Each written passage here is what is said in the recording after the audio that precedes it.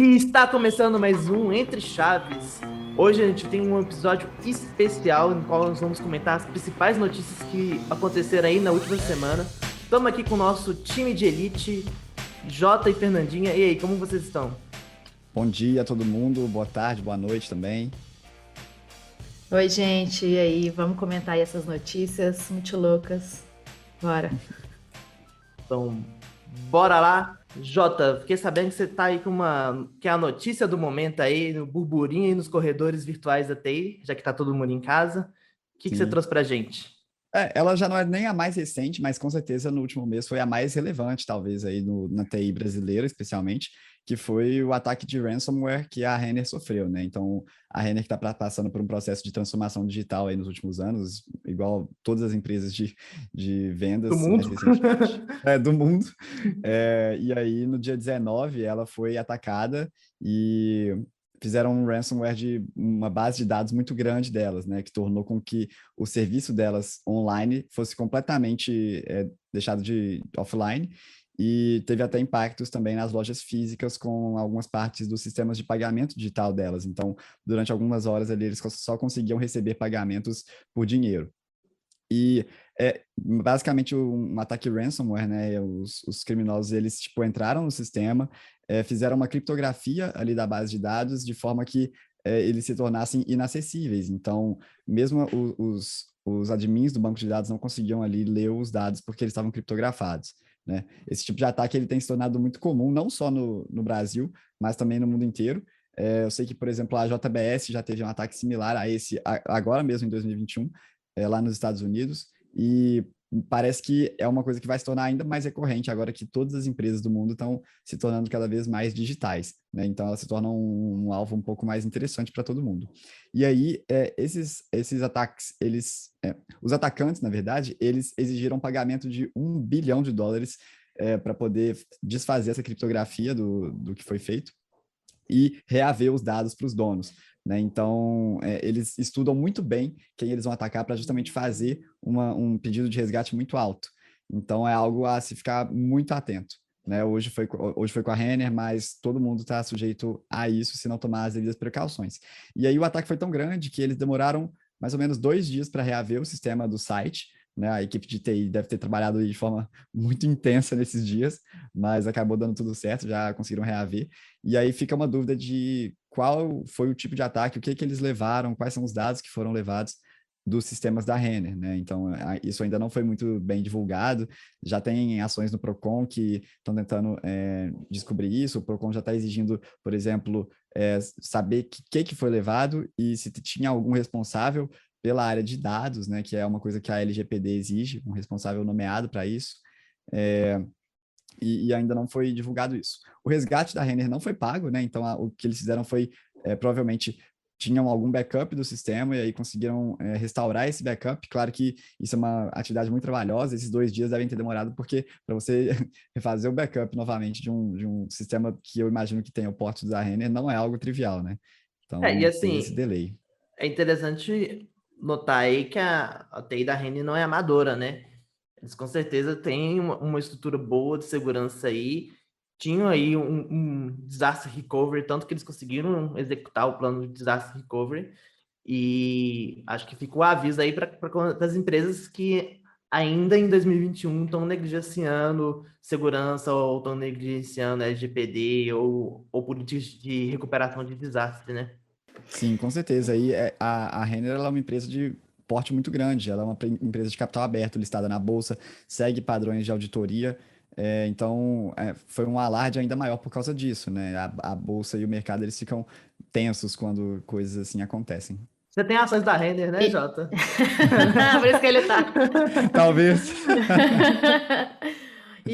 Assim, a maioria dos especialistas de cybersecurity, né, eles recomendam as empresas a não pagarem, né, os resgates. Principalmente porque, senão, cada vez mais, igual vocês falaram, igual o Jota falou, né, esses ataques vão acontecer com mais frequência, né, se as empresas começarem a pagar Senão começa a com... valer a pena, né? É. Exatamente. Só que tem um problema, né? Como vocês falaram aí que a Renner talvez tinha um backup, né? Alguma forma aí de se recuperar desse ataque. As empresas que não têm, elas ficam numa encruzilhada também, né? Ou elas pagam, ou elas começam do zero, Com né? E aí, certeza. se elas começarem do zero, aí é uma merda, né? Tem risco de fechar e tal, de não conseguir, né, de novo se É. recuperar, enfim. Então, eu concordo com você, já que as empresas, quer dizer, né, isso talvez é um senso comum aí. As empresas têm que cada vez mesmo investirem mais, né, em cibersegurança. Isso chama muita atenção porque, geralmente, assim, os analistas, eles veem que, geralmente, ataques de ransomware, eles têm uma relação bem direta com erros humanos em alguma ponta do processo da empresa, né? Seja, por exemplo, alguém que caiu num ataque de phishing e essa pessoa tinha uma credencial alta no sistema da Renner. Então, muitas das coisas que o pessoal faz, né, é justamente promover algum tipo de treinamento, algum tipo de curso para ter uma proteção um pouco melhor do sistema, treinando justamente os recursos humanos da empresa a não caírem nesse tipo de armadilha, né? E acho que uma coisa importante também é a transparência, né? Assim, arrisco dizer que tem muitas empresas que sofrem ataques e não deixam isso claro para os consumidores. Com O que, além certeza. de ser algo ilegal, prejudica muito toda a contenção dos Imagem, né? danos. Exatamente. Então, um apelo aí também à transparência.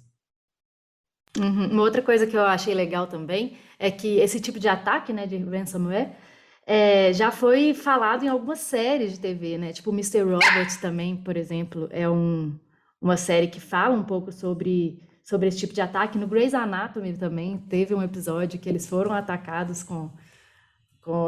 dessa forma também, com dados criptografados e sequestro de dados. Então é legal porque também as séries estão refletindo aí o que as empresas precisam se preocupar, né?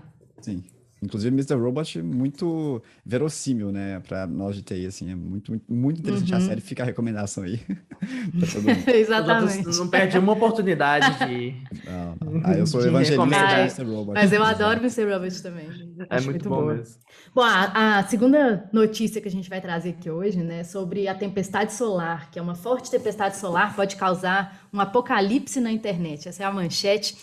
E fala muito sobre realmente assim o quanto tempestades solares podem prejudicar a nossa infraestrutura da internet como a gente conhece hoje, né?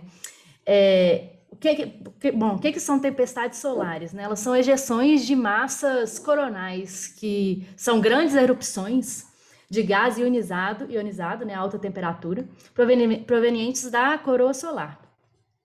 E aí, esse gás expelido, né, constitui parte do vento solar, e quando ele atinge o campo magnético da Terra, ele pode causar tempestades geomagnéticas. E aí, assim, essas ejeções, né, essas erupções, elas são as grandes protagonistas das auroras, né, boreais e austrais. Mas, em alguns casos, essas tempestades, elas incidem na Terra, né? Elas normalmente são protegidas por um campo que chama nossa senhora, gente, tá difícil, hein? Magnetosfera. E esse campo, ele impede que esses raios solares, eles atinjam a atmosfera. Só que, em alguns casos, esses raios atingem a atmosfera, né? Então, acaba causando interferência em alguns instrumentos e tal que a gente utiliza. Inclusive, né, em 1989, teve um blackout que foi no Canadá, que foi atribuído, a causa dele, né, foi atribuída às tempestades solares. Então, assim, já há bastante tempo sabe-se que essas tempestades podem causar blackouts e danificar as redes. Só que essa nova pesquisa que foi trazida aí agora, em agosto mesmo, de 2021, pela cientista Sandita Abdu, da Universidade de Califórnia, ela diz que a gente tem que olhar com um pouco mais de detalhe pro dano à infraestrutura da internet, exatamente. Por que isso, né? Que hoje a internet ela é distribuída pelo mundo através de enormes cabeamentos submarinos, né? Então, o que ela fala, né, nessa pesquisa? Que mesmo, né, se acontecer uma tempestade solar que atinja nossa forma da produção de energia elétrica, ainda assim a gente pode conseguir se recuperar, mas os danos à internet podem ser ainda maiores. E ela fala muito sobre assim, os danos na internet local realmente não seria tão grande, porque os cabos de fibra ótica eles seriam resilientes. Mas o problema são os repetidores que existem no cabeamento marinho, que realmente eles são suscetíveis a esse tipo de interferência. E quando, né, vários repetidores são prejudicados, né? Vários cabos podem ser prejudicados e aí uma falta de conectividade em massa pode acontecer, né? Mesmo que a infraestrutura local dos países, por exemplo, permanecer intacta. Né? Então, isso é interessante porque ela fez até uma comparação com a pandemia, né? Que a gente o mundo esteve muito despreparado para a pandemia, e né, foi esse caos aí que a gente tem visto nos últimos 2 anos, e ela faz essa mesma comparação para se acontecesse essa tempestade solar e a internet ficasse indisponível, né? O quão a gente não está preparado para isso. E assim, a gente não está preparado exatamente porque existiram muito poucos eventos relacionados, né, a tempestades solares na nossa história recente. Então, assim, esse que eu falei do Canadá, né, que realmente foi um blackout, e parece que tem outros 2, assim, na nossa história recente. Então, são realmente bem poucos. Então, a gente às vezes se preocupa muito mais, por exemplo, com cybersecurity, com coisas que estão muito mais no nosso dia a dia, mas a gente não se preocupa tanto com esses eventos que, enfim, são extremamente raros, mas que podem provocar uma falta realmente de conectividade em massa aí, que os prejuízos seriam bem grandes. Eu acho até bom para o meu psicológico eu não me preocupar muito com isso, porque eu acho que eu não vou ter nada para fazer, nada para contribuir com meus amigos humanidade em relação a isso aí. E a primeiro momento, essa notícia parece que veio até de um fórum de terraplanista, fake, né? Parece meio fake. Não é? Raio solar. Na próxima desculpa, o deploy não rolou hoje não, mas foi por conta dos raios solares aí, foda, né? Exatamente. E o negócio, assim, né, é que assim, a gente até fica pensando, será que a internet realmente não tem resiliência, né? Ela não vai conseguir suportar um negócio desse? E assim, realmente a internet foi construída assim com resiliência, né? Tipo assim, por exemplo, tem um mecanismo lá que se um caminho não estiver disponível, o tráfego redireciona para outros caminhos. Mas mesmo assim, né, o negócio, se ele desestabilizar mesmo, né, essas que eles chamam aqui, né, de artérias vitais da internet, realmente pode desestabilizar completamente a forma que a gente conhece hoje mesmo. Né? Mas isso é um risco que já tem com terremotos, com maremotos, com outros desastres naturais, né? Assim, não no Brasil. Mas assim, mas eu acho que a proporção, né, pelo que essa pesquisa dessa cientista nos trouxe, assim, pela proporção que ela coloca, realmente assim, seria um global, negócio né? global, exatamente. Dá para colocar os seria muito... tudo embaixo da terra, não? A gente coloca tudo enterrado ali, sistema de refrigeração. Eu acho que uma radiação solar, ela provavelmente passa por tudo isso aí sem problemas. É bom que a gente está falando aqui com especialistas da ciência. Exatamente. Os especialistas em tempestade solar. Mas tem até uma coisa que eles falam também, é que além disso, né, então assim, uma tempestade que pode, além de prejudicar o cabeamento todo, né, que está aterrado nos oceanos, mas também pode prejudicar os satélites. Então, assim, até a internet também, via satélite também, poderia ser prejudicada. Então, assim, poderia ser um prejuízo meio sem precedente. Generalizado. Sabe? Generalizado. Não vai dar. Então, imagina assim, né? Aí a gente entra até naquele episódio do e se a gente não tivesse internet, né? Aí a gente começa aqui a ficar maluco. Como disse o Jota, vamos aí. Apenas torcer para que os raios solares não destruam a nossa internet. Não nos atinjam e não destruam a nossa internet. A outra notícia que a gente vai trazer aqui para o nosso episódio de notícias foi um leak que aconteceu aí envolvendo o Cosmos DB, né? O banco não relacional aí da Azure e da Microsoft. Então, tudo começou, na verdade, a notícia foi postada num blog de uma empresa que chama Wiz.io, uma empresa especialista em segurança, e foram eles mesmos que detectaram a falha. né? Então, eles escreveram até um artigo muito interessante, como nós hackeamos centenas de contas aí da Azure, e foi um leak que eles identificaram aí no Cosmos DB. O Cosmos DB, para quem não conhece, é um banco usado de alta escala não relacional, usado para event sourcing, streaming ou armazenamento aí de dados, usado por muitas empresas no mundo todo. E eles descobriram um leak que funciona basicamente da seguinte forma. A partir de janeiro desse ano, a Azure habilitou uma nova feature em que você pode conectar notebooks Jupyter com o Cosmos DB para poder criar visualizações, enfim, né, o tradicional notebook Jupyter ali.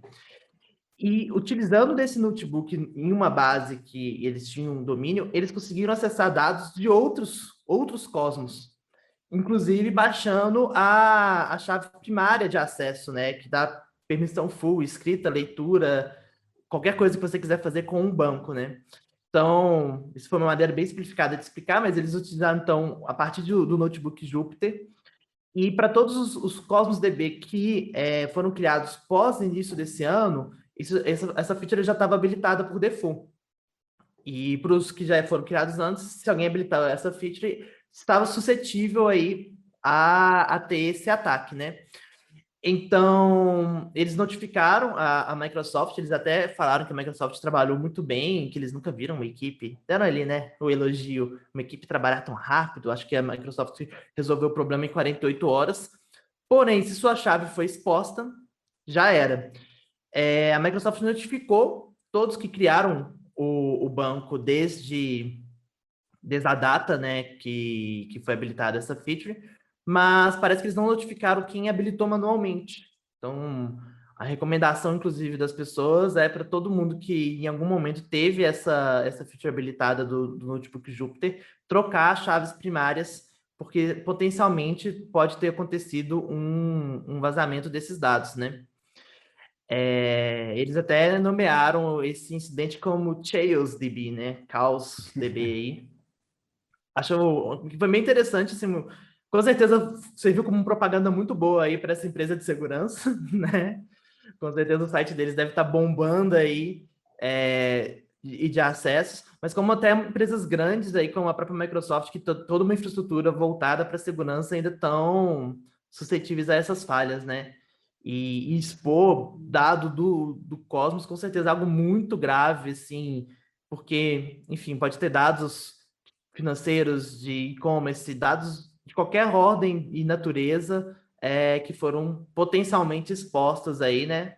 Se a gente teve sorte, foram só eles que descobriram, mas em geral a gente não tem sorte na vida, né? Então, fica aí, inclusive, a recomendação aí para todo mundo que tem um Cosmos DB e conferir se essa feature foi habilitada em algum momento, por via das dúvidas, já trocar aí as chaves de acesso, evitando aí mais vazamentos.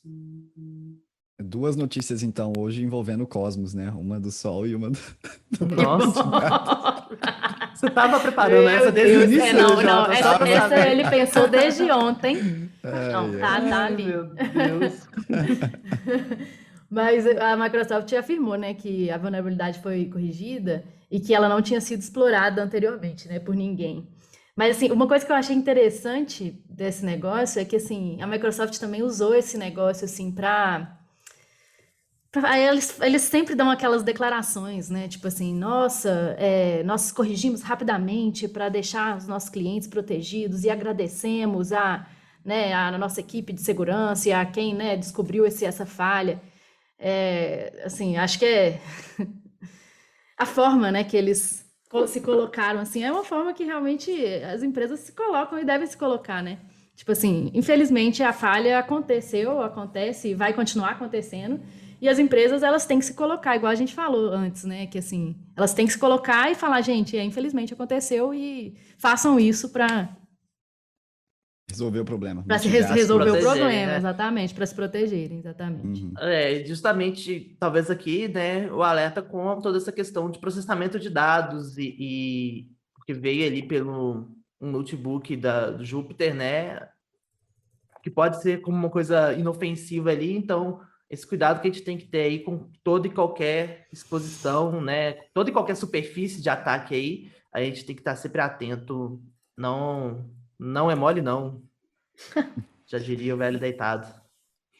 E, por exemplo, voltando ali na questão da Renner e também ainda nessa linha de segurança, né? O que muitas vezes é feito para mitigar essa questão de acessos indevidos? É justamente fazer um treinamento, por exemplo, para os usuários aprenderem a usar uma autenticação em múltiplas etapas, né? Não clicarem em links duvidosos, não compartilharem algumas informações. Então, sempre existem essas pequenas boas práticas que levam a uma segurança bem maior do conjunto todo, né? Eu acho que a solução é não usar banco de dados. Mas assim, tem que ser banco de dados impresso e auditável. Eu acho que essa é a solução. E se o sol Parece derrubasse toda a internet do mundo também, já resolveria o problema. Né? Resolveria, né? Aí era tudo impresso mesmo, tudo certo. Exatamente. Então encerramos nosso episódio de notícias aqui, esperamos que vocês tenham gostado. Esse episódio especial também vai ser publicado no nosso canal no YouTube, confiram lá também, a gente vai começar a ter uma produção de vídeos e esperamos seus feedbacks e comentários. Até mais. Tchau. Tchau, gente. Obrigada. Até mais.